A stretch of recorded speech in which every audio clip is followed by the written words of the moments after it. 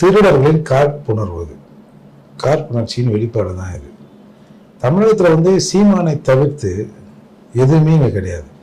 தமிழகத்தில் இருக்கிற கட்சிகளில் மூன்றாவது ஒரு பெரிய கட்சி, இப்போ நீங்கள் பார்த்துருப்பீங்க, வந்து விசிகாவுக்கு வந்து தேர்தல் அங்கீகாரம் கொடுத்தாங்க.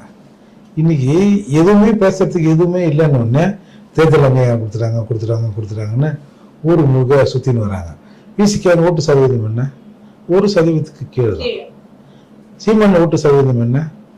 8.2, கிட்டத்தட்ட 8% வருது. 36 லட்சம் ஓட்டுகளை வாங்கியிருக்கிறார். தமிழ்நாடு முழுக்க இன்னைக்கு சீமானுக்குன்னு ஒரு பெரும் படை இருக்கு. அப்படி இருக்கிற போது அந்த சீமானவர்களை தவிர்த்து விட்டு ஒரு கணக்கெடுப்பு என்பது அது வந்து கனவிலும் நினைத்து பார்க்காத ஒன்று. நடைமுறையில் அது சாத்தியமே இல்லை.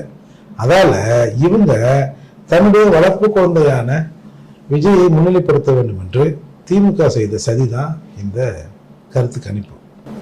திருடர்கள் திமுக தான் அப்படின்றீங்க. நான் சொல்றேன் இந்த கருத்து கணிப்புக்கு பின்னால் திமுக இருக்குன்னு. அவங்க திருடுறாங்களா, இல்ல பகல் கொள்ளை அடிக்கிறாங்களா, கொலைகாரா கொள்ளைக்காரான்னு அது மக்கள் பார்த்துக்க போறாங்க.